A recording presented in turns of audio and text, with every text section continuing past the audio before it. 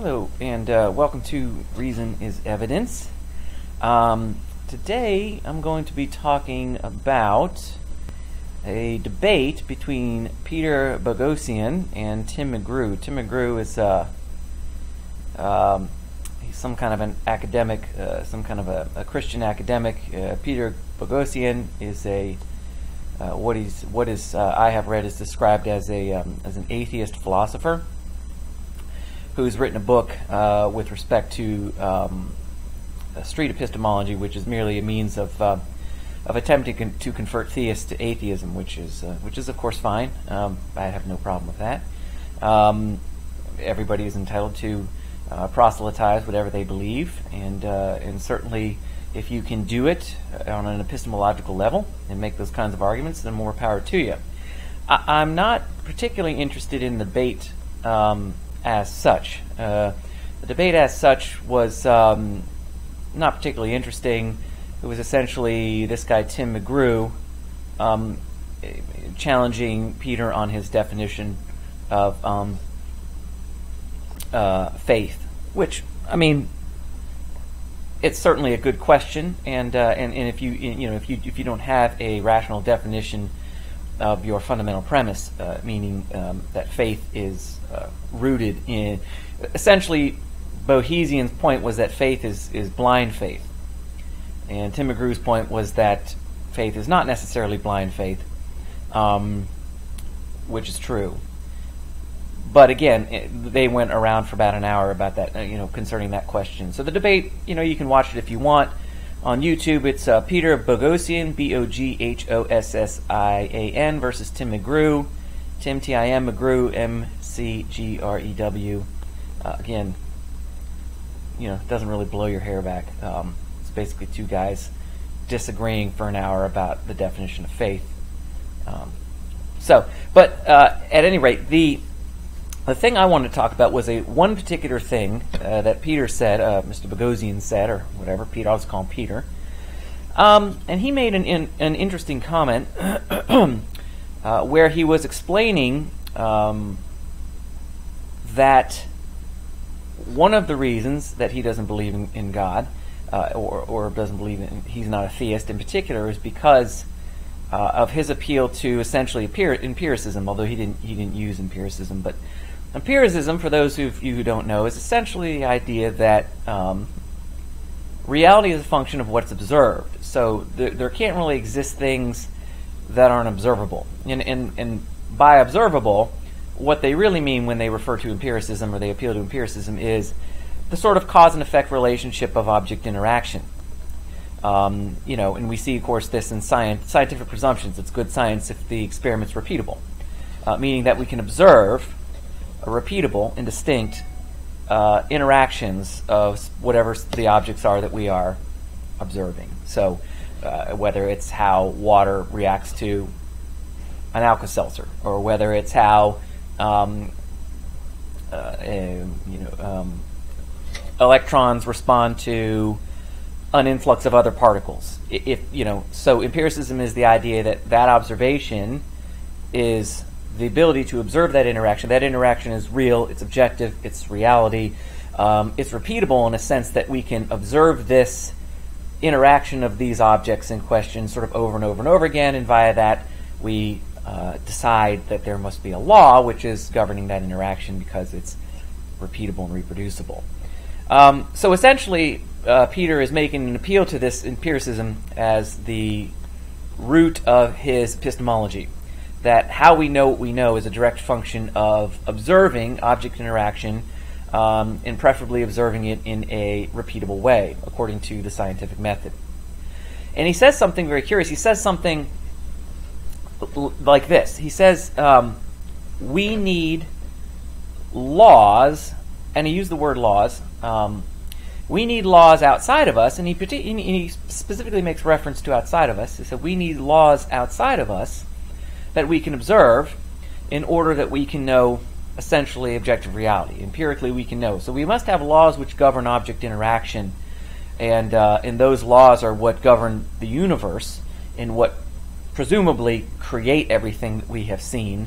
And therefore, it's not God that creates objects or controls or determines object interaction. It is these laws that have to exist outside of us. Because if we don't have laws, then essentially we have a chaotic universe, and obviously nothing can exist in a chaotic universe because chaos can't breed anything. Chaos can't breed stability. And of course, if there is no stability, then there is no self. There's no ability to be you, and there's no ability to be anything else. There's no ability to observe anything outside of you if there is no stability in the environment. If everything's changing, then essentially nothing is. For something to be is, it has to be consistent, which means it has to be reproducible, which means it has to be cyclical, which means we have to have laws. Now that sounds quite rational. That sounds quite reasonable. It makes perfect sense, and in a sense, I don't disagree. But here's the problem with that statement. Now, I'm not going to get into how would I describe it then, because I've already described myself as a theist. So I have a particular interpretive paradigm, a means by which I interpret reality, and it must include God. Now, I've said it before and I'll say it again, I am not an Orthodox Christian. I don't concede Augustinian theology, which is essentially the root metaphysical and epistemological foundation of all of Christianity and every denomination we see today. You know, all the Catholicism to all the various Protestant denominations and even the fringe groups. They all appeal to some sort of paradoxical root philosophy that is essentially untenable. It can't be held to a standard of reason by any stretch. So, for example, you might have heard the acronym TULIP, which describes particularly Calvinist theology, although TULIP would adequately describe basically the foundational presumptions, metaphysical and epistemological assumptions of basically all of Christian orthodoxy, regardless of the denomination, I would submit. So the idea of total depravity, I think it's TULIP stands for total depravity, unlimited atonement. No, total depravity, unconditional election, limited atonement, total depravity, unconditional election, limited atonement. P is perseverance of the saints, and I is, I can't remember what I is. But at any rate, all five of those points in the acronym TULIP are foundationally flawed. They are utterly rationally inconsistent. I'm not going to go into why. But when I say that I'm a theist, don't confuse me with Mr. Tim McGrew, for I do not concede orthodox interpretations of Christianity. So when I say I'm a theist, I believe in God, I mean that there is a causal force, or there is an agent, a force, which is necessary for the manifestation of reality that I can observe. So for the manifestation of self and the things that I observe. Now, I'm not going to go into defending that now, but what I'm saying is that I'm not going to discuss my answer or to correct Peter Boghossian's flawed logic. I'm simply going to point out the flawed logic and let it rest so that anybody watching this can marinate on it for a while. Because these are complicated issues, and if you try to do everything all at once, you try to point out the rational flaws and then make the corrections, everybody's brain goes tilt, and it becomes really difficult for anybody to process the conversation or to process the message. So let's merely start with pointing out the rational flaw, and then we'll leave it at that for now. So the idea that we have to have laws outside of us which govern, and we have all seen that, we have all heard of laws which govern, which, you know, science certainly makes no secret of appealing to. The laws are always discovered. They're never created by man. They're always discovered, and they're always determinative. They are never descriptive. They don't describe reality, they determine reality. So a law of gravity doesn't necessarily describe how objects interact in a specific way, i.e. I throw a ball up in the air and it comes down on the ground, or the moon revolving around the Earth, or the Earth revolving around the sun. It doesn't describe that, it determines that. That happens because of gravity. Hence, the implicit assumption is that the law is an actual causal force. Now, even though we can't ever see this law, even though this law is completely beyond our observation, somehow, and contradictorily, appealing to a law we can't observe directly still is consistent with the idea of empirical evidence as being rational. So make no mistake, atheists who appeal to laws which govern are appealing to that which cannot be directly observed in defense of their own empiricism. That's a rational contradiction in terms. If you take the objects away, you cannot observe gravity. Gravity does not exist in a vacuum of self. You have objects which we can observe, and we have a interaction of these objects, for example, the moon and the sun, and we say that's caused by gravity. But the interesting thing is, of course, if you take away the you take away the moon, and you take away the Earth, then there is no gravity. Gravity is unobservable. Gravity then seems to be absolutely, indirectly, and fundamentally tied to the objects which we observe, to material reality. And yet they appeal to gravity as a separate causal force which exists on its own, even though there is no evidence and there is no rational argument by which that can be made. That posit can be made. That's a problem, because when you're appealing to laws, you're essentially appealing to things which you cannot observe, and yet at the same time you're appealing to empiricism, which is the idea that what you observe is the root of reality, and yet you're appealing to the causal force of a law which you can't see. That's a problem. So that's the first problem. The second problem is I've noticed that atheists, and scientists, and many theists too, but we talk about atheists here because atheists are the ones that are always appealing to science and always appealing to reason and evidence as if there is a distinction between reason, as if reason and evidence are separate things, which they're not. You don't have any evidence which is not reasonable. It's impossible to have evidence which contradicts reason. So reason is evidence. That's why I call my video site Reason is Evidence, because there is no distinction. Everything's rooted in reason. There's no such thing as something. Nothing is evidentiary or evidential unless it's rational. If it's irrational, you can't consider it evidence, because we organize reality by rational consistency. If things are not rationally consistent, then they're irrelevant. And if they're relevant, they can't be called true. But anyway, so what atheists tend to do is they tend to make this interesting dichotomy, which Peter Boghossian does, is they tend to create a dichotomy between the self and the laws outside of the self. Now, it's interesting that he appeals to laws outside of self.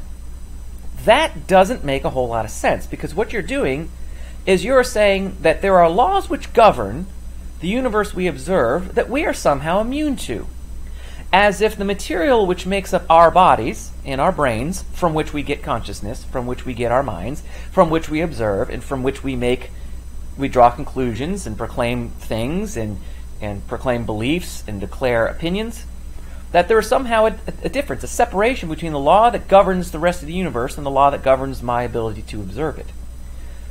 Let me just say this right up front. That's a completely irrational. That's a completely irrational belief. It makes no sense at all. If there are laws which govern the material objects in the universe, and you are, by definition, by your own empirical definition, a material object existing in the universe, you cannot make a distinction between how the laws govern things outside of you and how the laws govern you. If laws are absolutely causal, and if laws do absolutely exist, and if laws do absolutely govern the interactions of material objects, they must govern the interaction of the material object, which is yourself. So the parts of your body and your brain are a direct function of the law's causal force to determine them, which means there is no such thing as a law outside of you. The law which is outside of you is the law which is inside of you.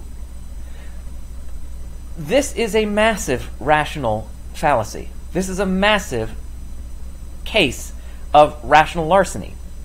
You can't have your epistemological metaphysical cake and eat it too.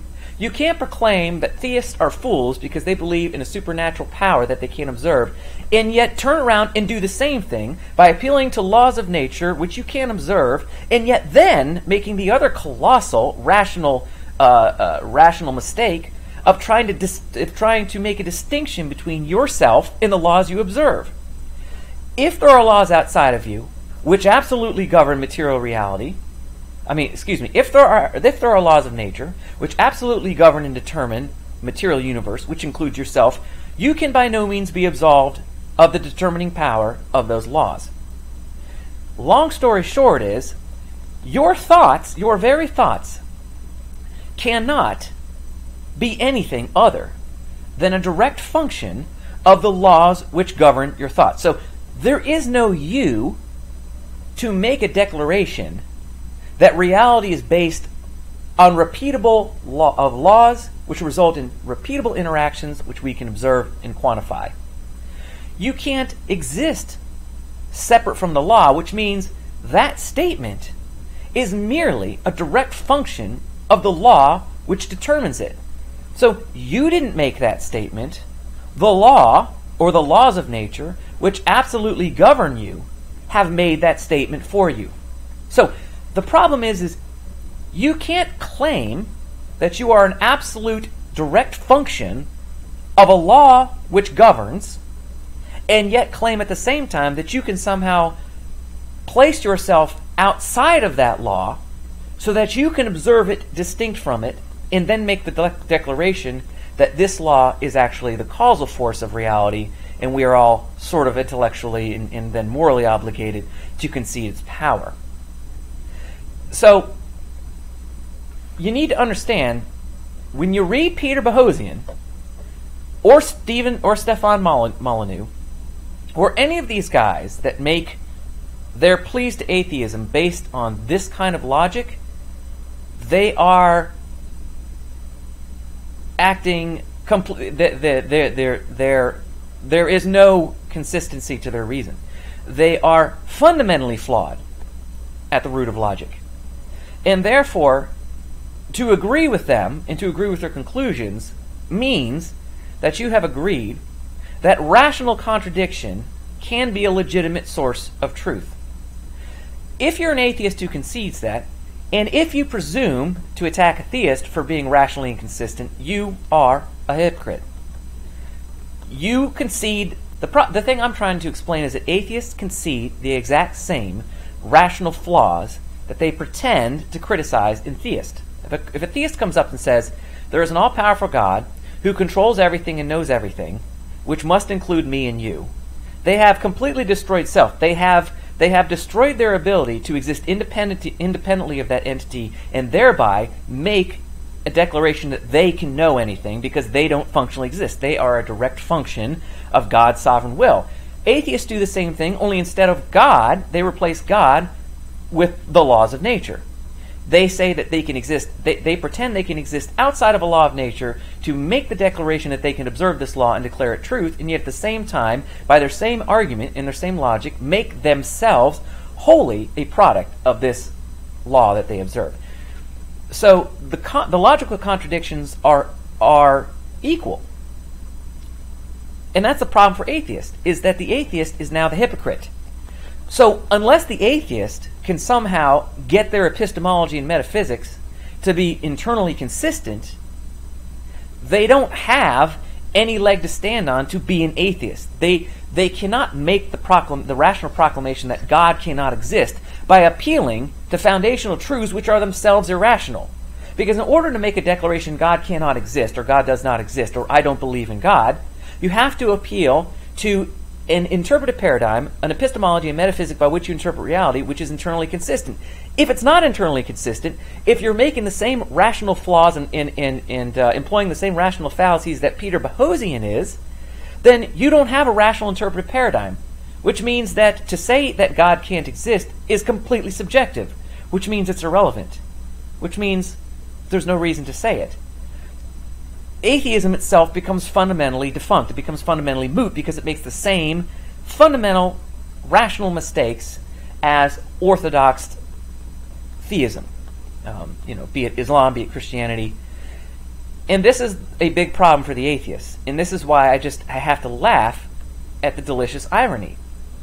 Because you have so many atheists who are so convinced that they have thrown off their mysticism and thrown off their irrational spirituality and have conceded a much more rational way to interpret reality, when all they have done is conceded the exact same thing that they rejected by simply giving it a new name. So somebody came along and they renamed the mysticism with arcane language, laws of nature and thermodynamics and energy conservation and cause and effect and law of probability, and they fall for it. Oh, okay, that's because it sounds better. It's much more, it's based on what I can observe. I can see things, and so, I'm going to base my reality on what I see. But of course, when they do that, they're not really basing their reality on what they can see. They're basing their reality on invisible laws of nature which govern what they see, which is the same thing as conceding God. It's just giving God a different name. And in the irony I find is delicious, and the hypocrisy is delicious too. So it's not really fundamentally about definitions, how you define faith and all. The logic is all that matters. Being able to parse out your philosophical fundamentals to an irreducible axiom is the only thing that matters. Nothing else matters beyond that. You can argue definitions till the cows come home. But if your rationale, if the way that you use those definitions, if the way that if how those definitions fit in to the progression of thinking, which leads all the way back to your philosophical existential premises, if those premises are false at their root, then the definition is irrelevant. Who cares what the definition of faith is? If you're both going to use it in service to existential fundamentals, which are fundamentally false and fundamentally flawed, then who the fuck cares about arguing for an hour about what the definition is? We need to get our thinking consistent. So we need to have our existential fundamentals irreducible and absolute. Only then can we create concepts which can have a specific meaning that we can then disagree with somebody else who has a different meaning. You see what I'm saying? And the problem with that all these guys make, and I go after atheists because I already know. I was a Christian, I was a Calvinist for 15 years. I know the arrogance. I know the smugness. I know people giving you the hand to talk to and saying, fuck you, you have to believe me before we can have this conversation. Before I can prove what I believe to you is real, you have to believe me first, because it's divinely bestowed. So in order for you to understand what I'm saying, God has to divinely bestow upon you the special knowledge. So essentially you have to agree with me before we can debate, which of course makes the debate entirely pointless. But that's the way that they get out of a debate. They just say, well, it's God's special knowledge. Your disagreement is merely proof that God hasn't specially chosen you to know, and so I can't debate with you because you'll never understand, because you are fundamentally, intellectually incapable of having this conversation because God hasn't chosen you to know the truth. I already know all that bullshit, and I have spent 2-3 years on a blog called Unreforming Theology pointing out the rational flaws in Orthodox Christianity's existential presumptions. I go after atheists now, as I've said before, because they make the same flaws. And they're just as arrogant and opinionated and full of themselves, and they want to lord, and they want to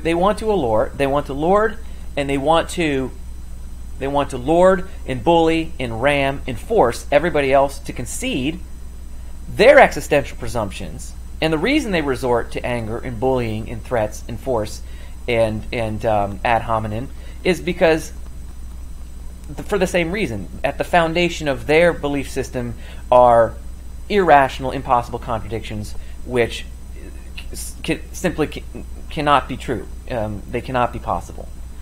And so I go after atheists because I see them as a new target, because their fundamentals are just as bad. I mean, and if you disagree with me, Peter Boghossian says that believing in God is a mental illness that should be treated as such. He makes some extremely terrifying and collectivist, downright Marxist statements. in this interview, and if you're going to read this, if you're going to listen to this interview between Tim McGrew and Peter Boghossian, that's the one thing that's interesting, is he appeals to belief in God as being a psychological disorder that needs to be treated, and I think he even makes an allusion to mandating that be so. In a perfect society, those who have faith should be committed to psychological institutions and be corrected and be what we would call, as good Marxists or fascists, re-educated.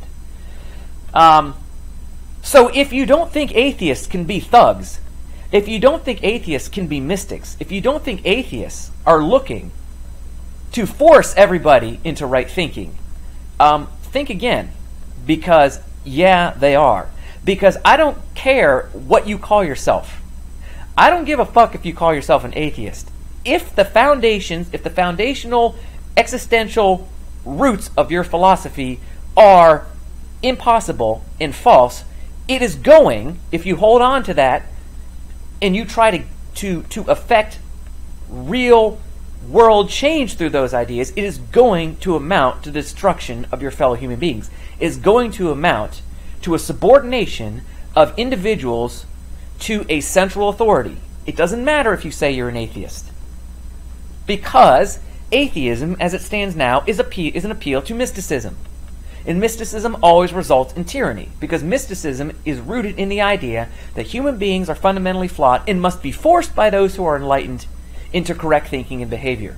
And that is exactly the same appeal that Peter Boghossian makes in this debate, when he says people who have faith should be committed and re-educated. Now, if I'm correct, and he didn't think that should be mandatory, I am mistaken. But what I am not I apologize. But what I am not mistaken about is his idea that faith presents or represents a psychological problem that, in a perfect world, should be cured, according to, I assume, the scientific method. This is outright abject tyranny. It's oppression. It's oppressive. It's abusive. It's murderous, it's bloodthirsty, it's Marxist, it's evil. And the reason I can say that is I can show you and just have how impossibly flawed his ideas are. And I'm nobody, and probably will continue to be nobody. However, I am certainly willing to formally debate anybody about this at any time, Peter Boghossian or anybody else. I am willing to debate this anytime and anywhere, and I will prove to you categorically that I will force you to a place where you must concede your own contradictory thinking. Of course, at that point, I've won. So, anytime, anywhere. My goal is to protect individual humans from falling for this kind of bullshit. And all you atheists out there that are listening to this guy, you're falling for the same shit that you fell for when you believed in God, or that the people you criticize are falling for. And that's a fact. So, at any rate, I really appreciate you watching. I hope you have a great day. I hope you think about what I've said. I hope you listen to these ideas more critically. I hope red flags go up in your mind when you hear somebody talk about laws outside of you. When you hear people like Stefan Molyneux and this Peter Boghossian, making appeals to reason as distinct from evidence, making appeals to the causal force of external powers that can't be observed as somehow a rational way to interpret reality. I hope red flags go up. I hope you at least think a little bit more critically. Don't be a sycophant. Don't be a lemming. Don't be a follower. Think for yourself. If something doesn't make sense to you, don't assume they're smarter than you are. Don't assume that because they have a lot of people that watch their videos, and because they write a lot of books, and because they use a lot of big words, that they're really, really smart guys, and therefore you need to just really trust what they're saying. The last thing you do is trust what people say. You need a healthy dose of skepticism, and you need to demand that anybody you listen to defend their ideas with rational consistency, which stretches all the way back to irreducible epistemological and metaphysical primaries that can go no further, that do not include contradiction, and that do not pay lip service to paradox either. Be skeptical of all of these people. They are in it for something. Anybody who peddles ideas which are fundamentally mutually exclusive at their existential philosophical roots want something from you. They want something, they're asking something, and it's going to be a function of teaching you to obey.